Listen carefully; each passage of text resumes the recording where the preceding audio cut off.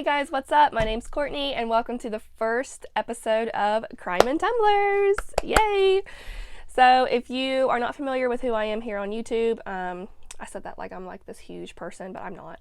But I do have another channel called Courtney's Customs where I do all of my Tumblr tutorials. I'll link that channel down in my description if you want to check that out. But a couple videos ago on that channel, I talked about how much I love like the true crime stuff and how I'm majoring in psychology right now. And I love like forensic psychology and stuff like that. And somebody made a comment saying that I should start a channel where I talk about crime and work on tumblers. So that's what this channel is going to be about. I'm not really going to talk about the tumblers here or do any tutorials or anything. I'm just going to work and talk about whatever case I chose to talk about. And so this is the first one. I don't know if I'm much of a storyteller, but I mean, I guess we'll find out today. So here we go.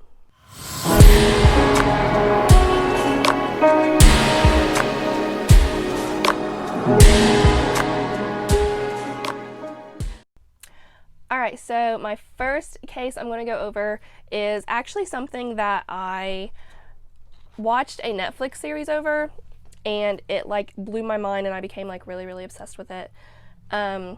Which sounds super weird, but I didn't want to go over something that was like super common like Ted Bundy or anything like that, which I will go over Ted Bundy at some point, but I wanted to start off with something a little different.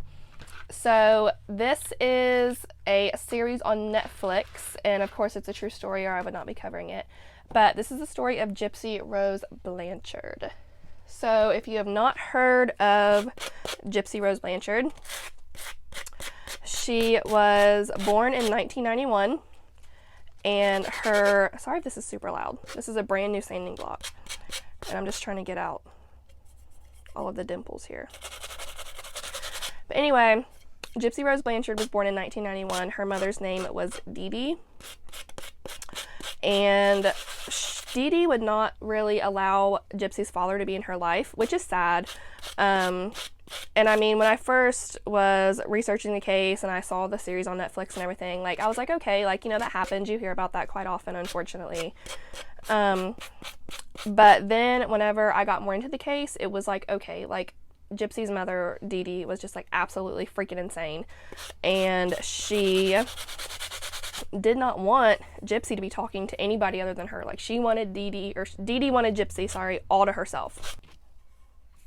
So Dee Dee claimed that Gypsy had sleep apnea when she was like just a little baby, and she would take her into doctors and everything, and you will later learn that Dee Dee really took Gypsy into the doctor or an urgent care or the emergency room for like literally anything. Like I think she could stub her toe and she would take her into a hospital. And then once Gypsy was able to talk, like when she got old enough to really talk well, she would not even let Gypsy talk at any of her doctor appointments. Like, Dee Dee was the only one that was allowed to speak. So she would tell all the doctors, like, these are the symptoms that she's experiencing, and this is what's wrong with her. This is what we need to do about it. And then, like, during interviews with Gypsy or doctor appointments or anything, because it got to the point where they would even have, like, GoFundMe accounts and different charities set up, and they were like getting all this free stuff. Like they even had a house built for them. They had tickets to concerts and like shows and all kinds of different stuff. And so like they would have interviews, and at these interviews or doctor appointments or just any public place, if Gypsy would talk and say anything like, oh yeah, like I don't feel that bad, or like I feel really good, Dee Dee would squeeze her hand because they were constantly like holding hands, or Dee Dee would have some kind of grip on her, like her arm, her hand, something. And she would squeeze Gypsy's hand, and that would be kind of like her, like, okay, like you're saying too much, like shut up kind of thing. When Gypsy was 8, Dee Dee claimed that Gypsy had a muscular dystrophy and leukemia.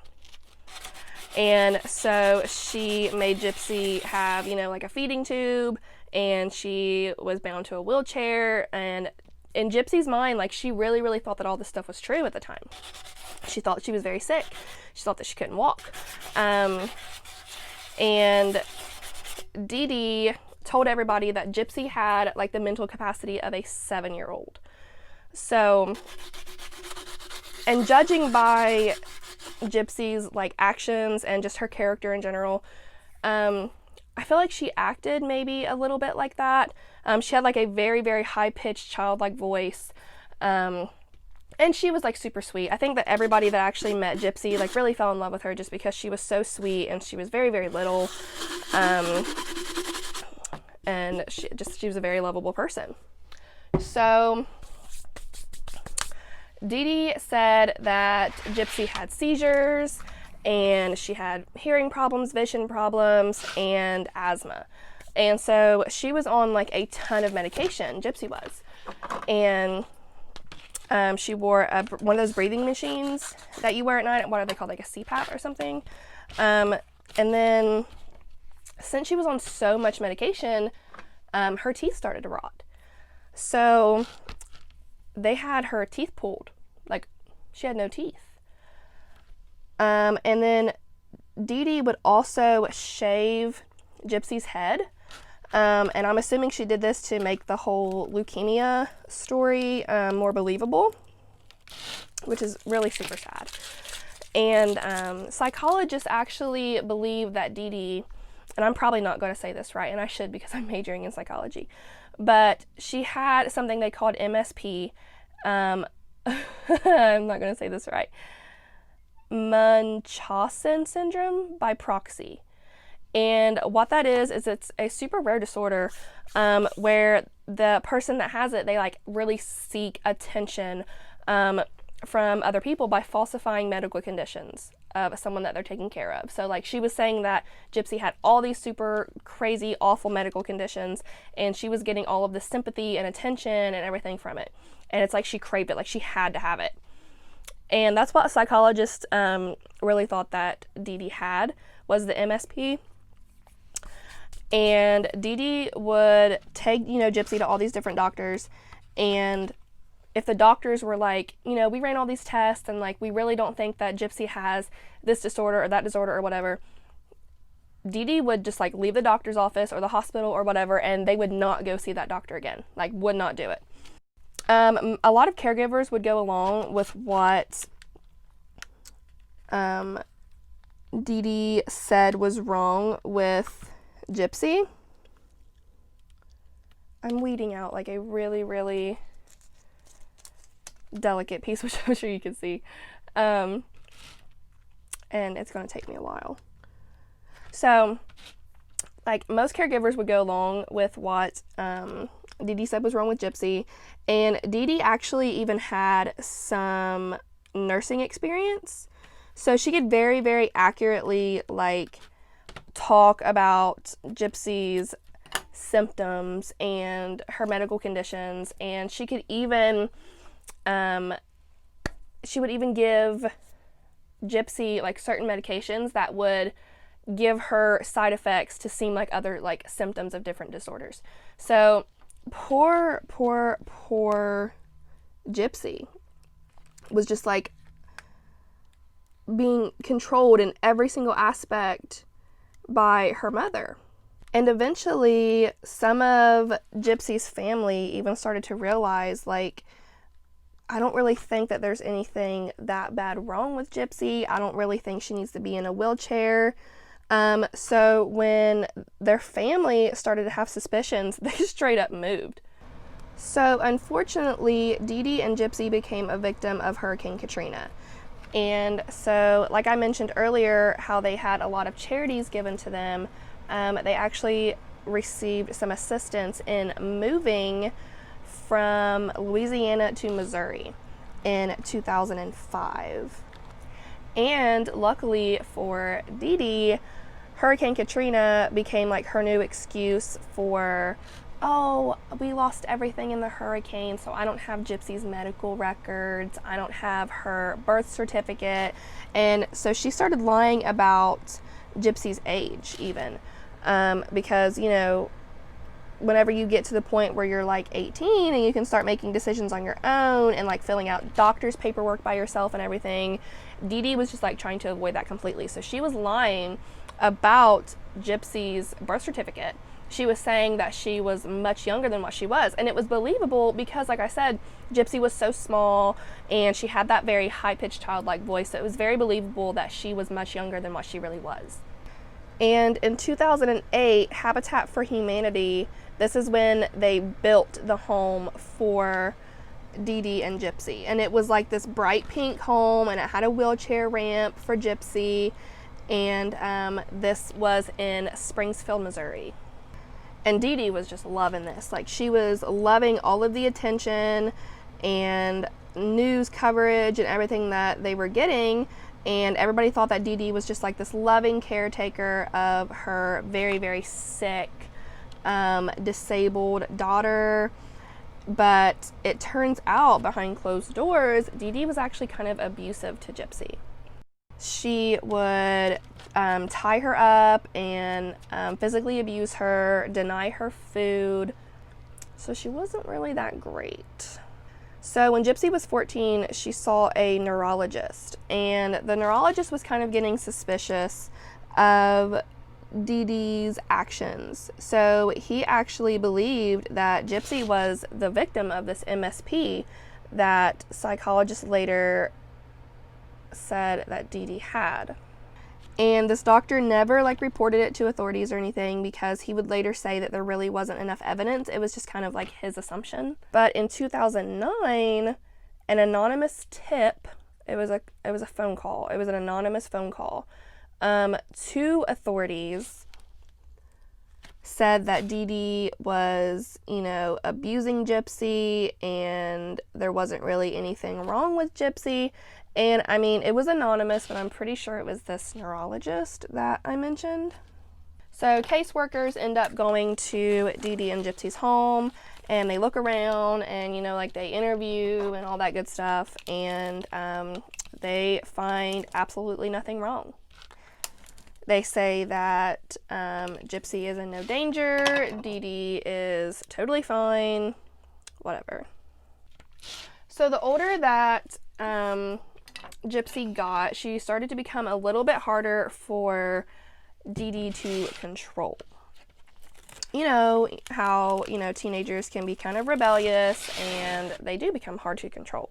So in 2011, Gypsy actually tried to run away with this man that she met at a convention. And I think it was some kind of science fiction convention. I don't know if it was a cosplay kind of thing. I know in the movie it was a cosplay convention, but I don't know how true that is. All I could find was it was a science fiction convention. And of course, Dee Dee tracked him down, and even though at the time Gypsy was 19, she told this guy that she was only 14. So that made him panic, and he was like, yeah, get out. So after Dee Dee got Gypsy back home, she smashed her computer and tied her to the bed. And this is where she would physically abuse her. And I guess one of her punishments, like I mentioned earlier, was denying her food. So somehow Gypsy was able to get back online, and she joined a Christian dating site. And this is where she met this guy named Nicholas Gojon, I believe is how you say his last name. So she really, really wanted to meet up with this guy, and he didn't live anywhere close to her. So, the plan was for them to mistakenly meet up at a movie theater at the same time. So Dee Dee and Gypsy went to go see a movie, and what do you know? Nicholas is there. So she, offers Nicholas to sit beside them and everything. Well, this made Dee Dee pissed. She was furious. She was like, I don't want you talking to this guy. She didn't want her talking to anybody, literally anybody other than herself.